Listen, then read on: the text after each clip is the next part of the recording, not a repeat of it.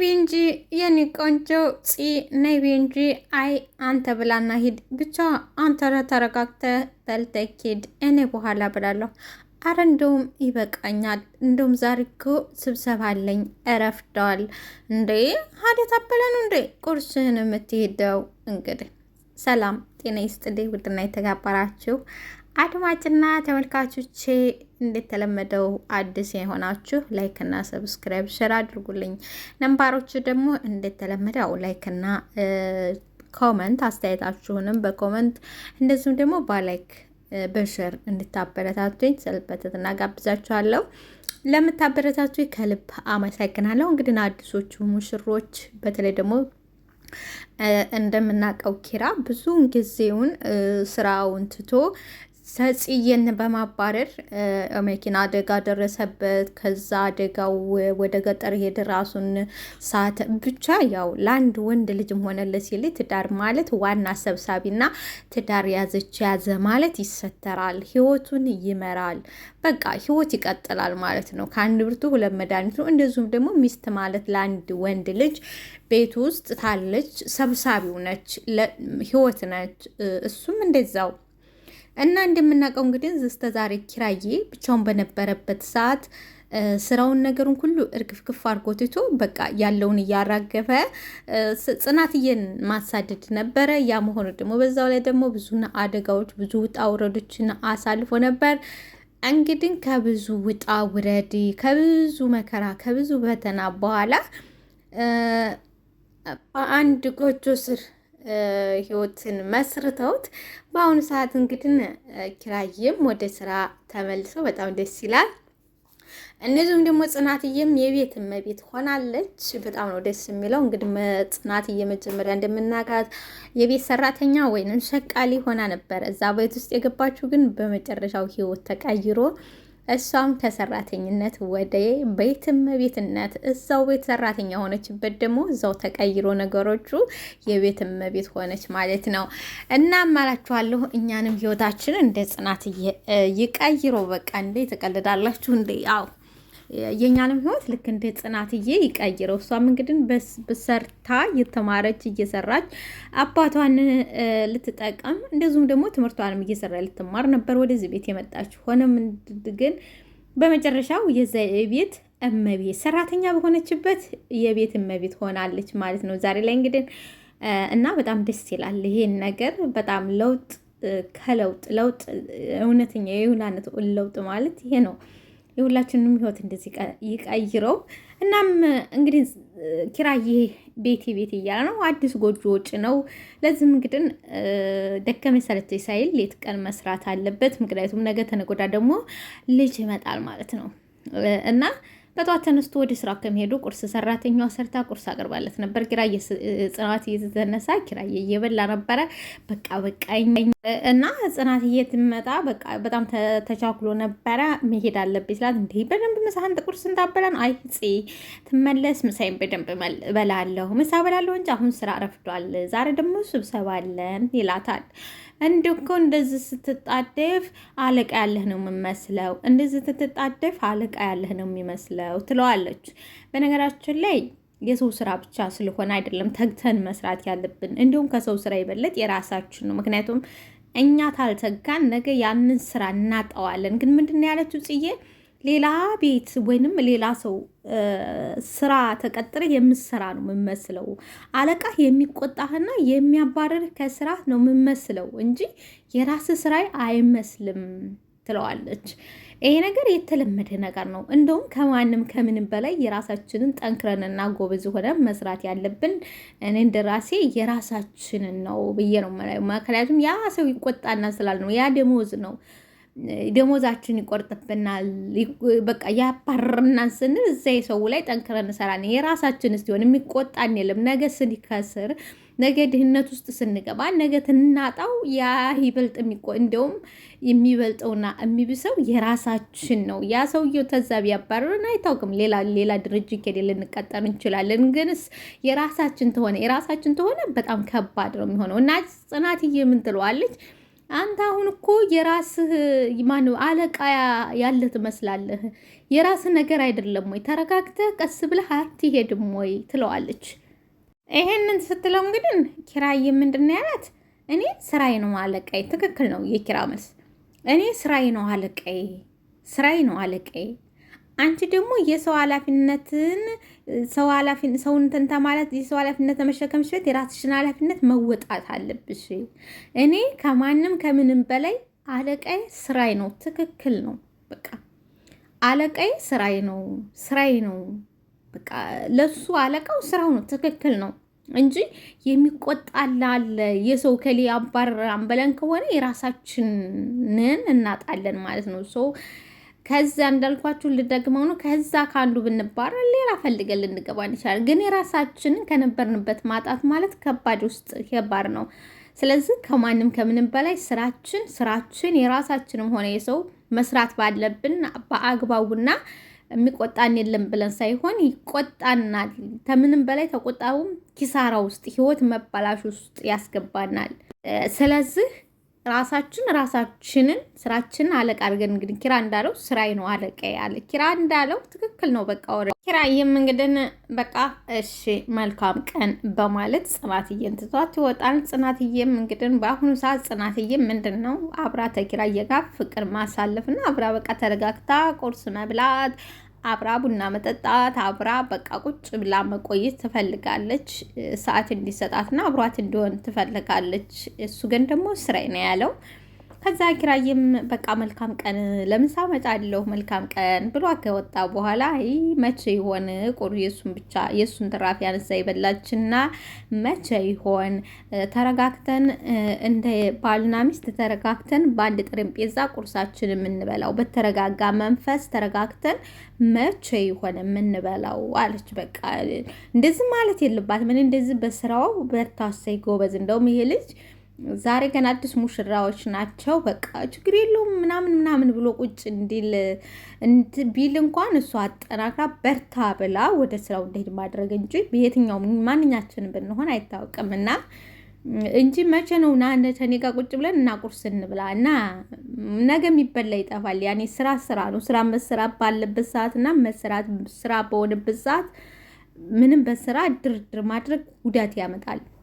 እናም ጽናትዬ ቁርስ አብራ መብላት አብራ በቃ ከሱ ጋር ቁጭ ብላ ጊዜ ማሳለፍ ብትፈልግም ኪራዬ ግን አይጠረጠርም ማለት በቃ ቻው ጽናትዬ ቻው። ያቀረበለትን ቁርስና አልበላሁ በቃ ቻው። ምሳ መጣለሁ ምሳ በደንብ በላለሁ በይ ቻው አላት። ምን መቼ ይሆን ቁጭ ብለን በደንብ ላይፍ አብረን የምናሳልፈው? ቁጭ ብለን ምግብ ተረጋግተን መቼ ይሆን አንድ ጋር የምንበላው? በአንድ ጠረጴዛ ሆነን መቼ ነው የምንበላው? እያለች እሷ እንግዲህ እንደምናውቀው ጆከርዬና ሰንዬ ራክብዬ እህቷን ስለ ጆከርዬ አደራ ሰታ ሄዳለች። እና ቀደም ብሎ ጆከርዬ ተነስቶ ቁርስ አሳበደው ሰርቶላታል። ከዛም ጆከርዬ ተነሳሽ አላት። አዎ ተነስቻለሁ፣ ግን ምንድነው አንተዬ ምሸት በጣም ይሸተኛል ትለዋለች። ከዛ በኋላ ምን ሸተተሽ? ምን ሸተተሽ? ምን ሸተተሽ ስላታል። አንተ በጣም የሚጣፍጥ እና ደስ የሚል ጣዕም ያለው ደስ የሚል ሽታ ያለው የተጠበሰ ነገር ይሸተኛል ትለዋለች። ምን እንቁላል ጎረቤት ሰርተው ይሆናል። ጎረቤት ጎበዜ ጎረቤት በጧቱ ተነስተው ሰርተው ይሆናል ይላታል። እሱ በጧት ተነስቶ ነበረ እየሰራው እና ደስ ብሏት እኔ ሰርቼልሻለሁ ይላኛ ብላ ጠብቃ ጎረቤት ይሆናል እና ጎረቤት ይሆናል ሲላት በቃ ጎረቤት ነው ያልከኝ? ምን ነው እዚሁ መስሎኝ ነበር፣ እዚሁ የተሰራ መስሎኝ ነበር ትልና ለምቦጫን ትጥለዋለች። አረ ሰብስቢ ለምቦጭሽን አቧራ ይነካ፣ አረ ሰብስቢ አቧራ ይነካብሻል፣ አረ ሰብስቢ አቧራ ይነካብሻል። ምኑን ለምቦጭሽና ዘረገፍሽ እኮ ለምቦጭሽና ዘረገፍሽ እኮ። አሁን እኔ በጣም ርቦኛል፣ በቃ የሆነ ነገር ሰርተን እንብላ፣ በጣም ርቦኛል አለች። ተስፋ ቆረጠች። በፊት ግን ስመጣ እዛው ቤት ውስጥ መስሏታል፣ ግን ቤት ውስጥ ነበር የተሰራው። እሱ ግን ያው መቀለድ ስለሚወድ በቃ እዛ አይደለም ሲያት ነው በቃ አሁን እኔ እርቦኛል፣ ተነስና የሆነ ነገር ሰርተን እንብላ፣ በጣም ነው የራበኝ፣ የሆነ ነገር ሰርተን እንብላ ትለዋለች። ጆከርዬም እንግዳው እሱ ነው እንቁላል ጠብሶ በቃ ሁሉን ነገር አድርጎላት ሶፋውን አረጋግፎ ነበር እየጠበቃት ያለው። ግን ክፉና ጨካኝ ስለነበረ አልነገራትም። ለማንኛውም እዚህ ነው የተሰራው እንቁላሉ። አሁን ተነሽና ታጠቢና ነኝ።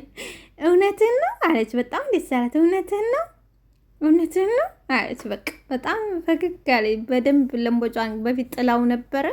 በአንድ ጊዜ እዚህ ነው። ለማንኛውም እንቁላሉ እዚህ ነው የተሰራው። አሁን ታጠቢና ተነሽ ሲላት እውነትህን ነው? አዎ እውነቴን ነው። የእህትሽ እኮ አደራ አለብኝ። የእህትሽ ቁርስ፣ ምሳ አደራ አለብኝ። እንደዛ ነው? ምነው የዝን ያህል እኔ የማየላትም ብለውሃል እንዴ? እህቴ አንተን የዝን ያህል አደራ የምትልህ እኔ እጀለኝም ወይ ብለውሃል ወይ ትላለች። ምን ዋጋ አለው? እጅማ ነበረሽ ግን ሙያ የለሽም። እጅ ቢኖርሽ ሙያ ከሌለሽ ምን ዋጋ አለው? እጅማ ነበረሽ ግን ሙያ የለሽም ይላታል። ከዚህ በኋላ እንግዲህ አንተ ብላ በተመታችሁ በሶፋ ነገር ተመታችሁ በኋላ አንተ እጅህን ይዤ አስተምሬ እንደዚህ ትለኛለህ? እኔ ራሴ እጅህን ይዤ አስተምሬ በመጨረሻ እኔ ሙያ የላትም እኔ ሰኒን ሙያ የላትም ትለኛለህ ትለዋለች። እጅህን ይዤ አስተምሬ አሁን ጭራሽ እኔን እንደዚህ ትለኛለህ? እኔ ሰኒን እንደዚህ ትለኛለህ? እንደ እጅህን ይዤ አስተምሬ ውይ የኔም መምህር አሁን መማርና መማሩን እየበላን አይሻልም? በቃ የኔ መምህር አሁን ታጠቢና ነይና እየበላን ይሻላል። መማርና መማሩን እያወራን ይሻላል። አሁን በሂጂ ታጠቢና ነይ ይላታል። ሰንዬም እንግዲህ በደስታ ነው በቃ ዋው እውነት እኔ እንደኔ ሰንዬና ጆከር ቢጣመሩ ደሴኛ ግን ተመጣመር ወደኋላ ይሉ አይመስለኝም። ምናልባት የሰንዬ ፍቅረኛዋ ካልመጣ ቢጣመሩ ይሄዳሉ። በቃ ወረደ ማለት ነው። በጣም ደስ የሚሉ ናቸው፣ ያምራሉ ሁለቱም።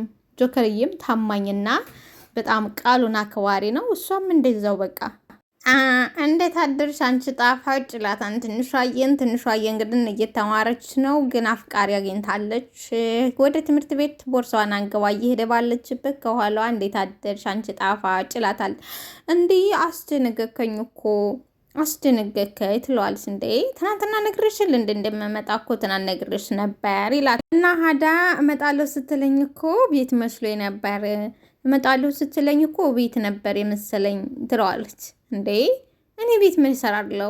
እናንተ ቤት እኔ ምን እሰራለሁ? እኔ የምፈልገው አንቺን እኮ ነው። የምፈልገው አንቺን እስከሆነ ድረስ አንቺ ጋር ብቻ ነው እንጂ እኔ ቤት ምንም አልሰራም። ቤት መምጣት አልፈልግም። ምን እሰራለሁ? ሲቀጥል ደግሞ ቤት የምመጣው ይላታል። እሺ አሁን ትምህርት ቤቴ ረፍዶብኛል ልሂድ። በቃ ትምህርት ቤት ረፍድ እንግዲህ አደ ይርፈዳ። እንግዲህ እንደዚህ ያለ ነገር የተለመደ ነገር ነው። ይርፈዳ ተኔ ይበልጥብሻል እንዴ አንተ ቀልድ ነው መሰል እየቀለድክ ነው። በቃ እንዲከጂ ከፈለግሽ አንድ ነገር አድርጊ አላት። አንድ ነገር አድርጊ ሲላት ምን አለችው? ምን ስለ ቀፊኝ ረበስማ አንተ እፈር እንጂ እፈር ምንክር ላይ ነው እንደማቅብህ እፈር እንጂ። እንግዲህ ዝገ ዙሪያ ገመጥ ካለች በኋላ የግዴታዋን ስለሆነባት የግዴታዋን አቀፈችው። አመሰግናለሁ አንቺ ጣፋጭ ልጅ፣ አንቺ ቆንጆ ልጅ ጤናዋን አለችው። ከዚህ በኋላ ሄደች። እሷም ወደ ትምህርቷ ምን ቢላጥር ነው ስትመለሽ ያገኝሻለሁ ብሎ ስቀባታል። እሱ ደግሞ ያው እንግዲህ ይህ ምን ይባላል ለከፋ ነገር እየለካክፋታል። ግን ልጅቷ ታሳዝናለች። እንግዲህ በኪራዬ ቢሮ ገብተው ፋፈሽ ብሎ ኪራ በቢሮ ላይ ነበረ።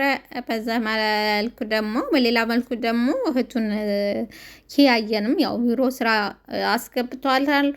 ከዛ ኪያዬ ቢሮውን ቆርቆራ ግቦ ካለ በኋላ ከገባይ በኋላ እንዴት አልኮ እንደሚያልች ደደ አይቻልም። ተወንድ አለቃዬ በይ። እኔ አለቃሽ እንጂ አሁን እዚህ ወንድምሽ አይደለሁም።